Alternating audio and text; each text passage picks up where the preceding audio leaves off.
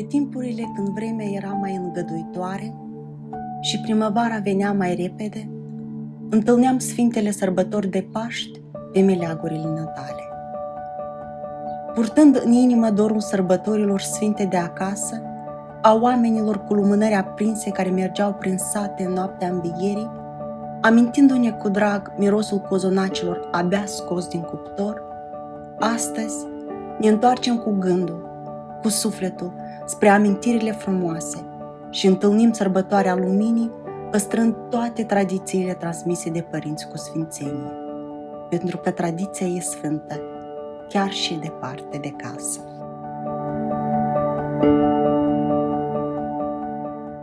Hristos a înviat. Adevărat a înviat.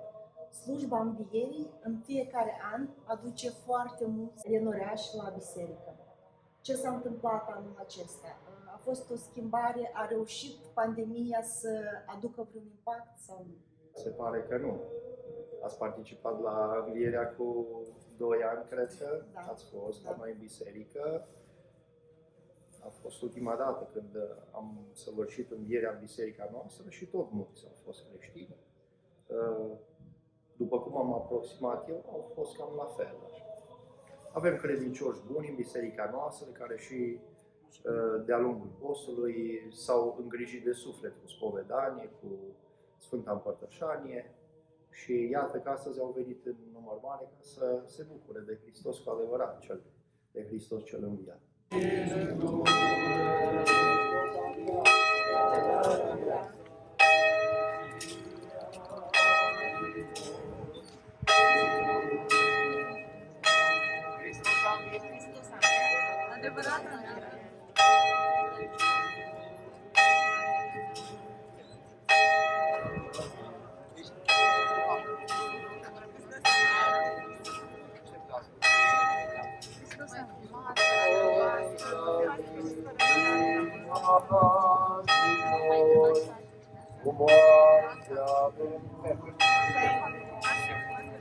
Și celor din morminte, viață dăruiește.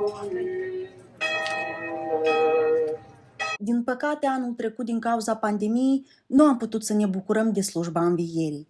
Cu 2 ani în urmă însă, exact ca și astăzi, am ales să mergem la biserică. Atunci am înregistrat momente frumoase într-un filmuleț cu ocazia sărbătorilor de Paști. În acea noapte am cunoscut un tânăr lăudat de enoriași ca o persoană foarte credincioasă și fidelă acestei biserici din prima clipă când a călcat pragul. Atunci, el ne-a felicitat cu ocazia Sfintei Sărbători de Paști, iar în acest an am fost plăcut surprinsă să aflu că a fost numit președintele Consiliului Bisericii. Este extraordinar de frumos că există tineri credincioși dornici să se implice în activitatea bisericii și este încă mai frumos că Consiliul a oferit încrederea sa și șansa pentru ca tinerii să poată veni și implementa proiecte frumoase de dezvoltare. Hristos a înviat. Ce sentimente vă încearcă în această seară minunată de Paști? Bucurie. Chiar pe ce am făcut în conjurul bisericii am simțit o eliberare. Parcă am trecut o etapă, o stare mai rea și sunt bucuros, sincer. Biserica a înălțat Sfânta Cruce. Acum, cu drag, mergând pe alături, o observăm. Dacă îți fac câteva detalii, cât de greu sau ușor a fost? Succint, o să spun că proiectul ăsta s-a realizat anul trecut și am fost uniți. Creștinii care vin la biserică au fost destul de activi în strângerea fondurilor pentru a iniția și a finaliza proiectul. Probabil că, aș spune eu, pentru un an pandemic, a fost destul de bine și, într-adevăr, e o mândrie să avem pe o biserică creștin-ortodoxă Sfântă Cruce. Și eu n-am simțit o greutate, pentru că s-a văzut un sprijin din partea la toți care ne frecventează biserica. Care sunt următoarele proiecte ale bisericii? Anul ăsta, acum, în derulare e proiectul extinderea parcării sau reparația parcării și iarăși cu ajutorul creștinilor destul de bine merge proiectul ăsta și sper că până în toamnă, până dau ploile,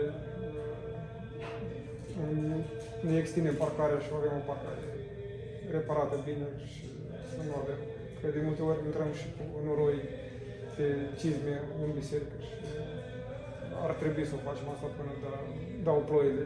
Cu hotărârea adunării generale să hotărâ că deschidem un fond de dezvoltare în speranța sau cu scopul ca într-o zi să putem să cumpărăm o biserică mai mare sau cumva să dezvoltăm biserica asta și de asta l-am numit un fond de dezvoltare. E clar că nu, probabil că în următorii 5 ani o să vedem efectul la proiectul ăsta, dar aș spune că pașii merg, așa se spun, pași mici, dar concret către direcția care o vrem. Și mă rog la Dumnezeu să ne ajute să o scoatem din capăt și pe asta. Doamne ajută!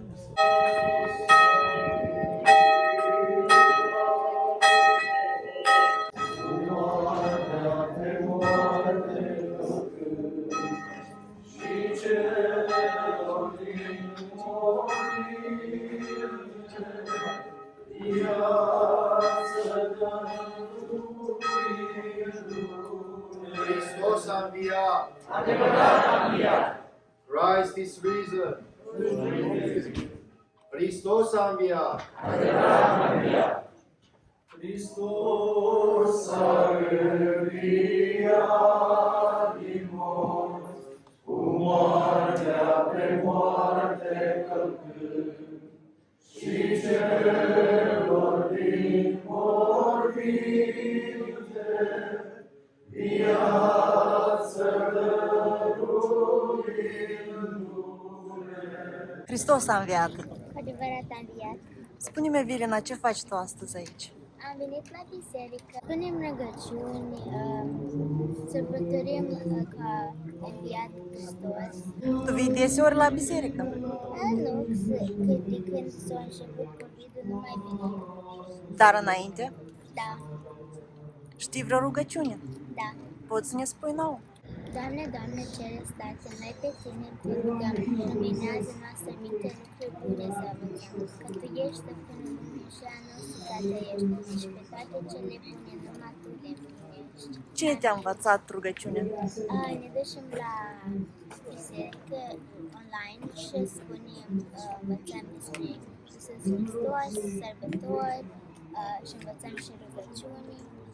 Un lucru foarte frumos care l-am observat este că foarte mulți tineri vin la biserică. Și încă și mai frumos este că vin și copiii lor. Cum explicați asta? Că de obicei în biserici sunt cei de vârsta a doua. Da, probabil și în alte biserici sunt tineri care își aduc și copiii. Poate au înțeles mai bine cuvântul Mântuitorului care a spus: lăsați copiii să vină la mine. Am spus-o și cu altă ocazie. Nu mai trăim vremurile în care copiii să meargă chiar și singuri, cete, la colindat, să știe că biserica este în centrul satului, să meargă singur duminica la biserică. Poate acest lăsați copiii să vină la mine este un îndemn mai mult pentru părinți. Aduceți-i la mine și observăm că cei care își cresc copiii cu rugăciune, cu prezență în biserică, cu Sfintele Taine, se bucură de ei cu adevărat.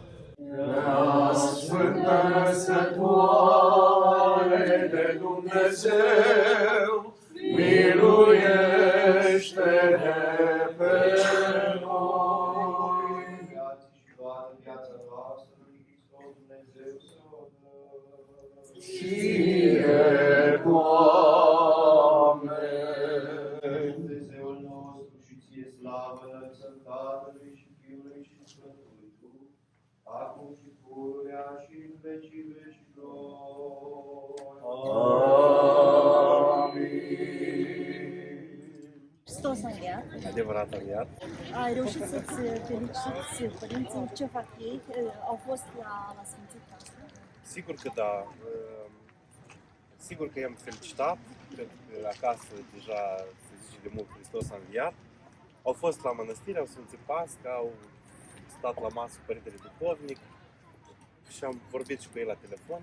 I-am felicitat desigur și mi-i dor de ei, dar din păcate suntem departe. Vreau să te rog să oferi un cuvânt părinților a căror copii sunt plecați peste hotare. Dragii noștri părinți, vreau în primul rând să vă mulțumesc pentru că ne-ați învățat obiceiurile și tradițiile și noi le urmăm aici departe unde suntem noi. Însă vrem ca mereu să fiți sănătoși, mereu să vă vedem cu zâmbetul pe buze și Bunul Dumnezeu să vă aibă în paza sa mereu. Noi suntem mereu cu gândul la voi și vă purtăm mereu în inime și în sufletele noastre. Învierea Domnului să vă aducă multă sănătate, prosperitate și lumină în casele voastre.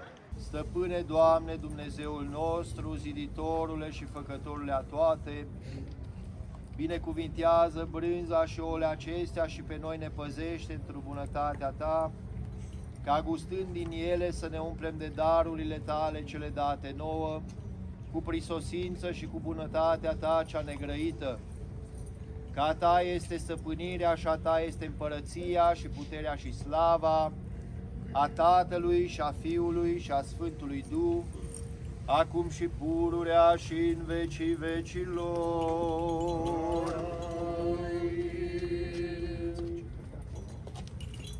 Merge peste tot. Hristos a înviat din morți, cu moartea pe moarte călcând, și cerul din morminte viață dăruindu-ne. Hristos a înviat din morți, cu moartea pe moarte călcând, și cerul din morminte viață dăruindu-ne. Hristos a înviat! Adevărat a înviat! Hristos a înviat! Adevărat a înviat! Și nouă ne-a dat viață veșnică, ne închinăm Sfintei învierii Lui, celei de-a treia zi. De la biserica noastră, Sfântul Atanasie cel Mare din Aurora, dorim tuturor sărbători fericite, cu binecuvântare, să nu uite că în centrul sărbătorii stă Hristos și să începem cu Hristos, să ne bucurăm de Hristos și după aceea și de prietenie și de vizite, cum spunem, ospeție și de felicitări și de toate celelalte. Trebuie să începem cu Hristos pentru că El este Mântuitorul nostru și El este Cel care s-a jertfit pentru biserica în care astăzi venim să ne închinăm. Sărbători fericite tuturor și să trăiți aceste sărbători în Hristos. Hristos a înviat! Din morți Hristos a înviat,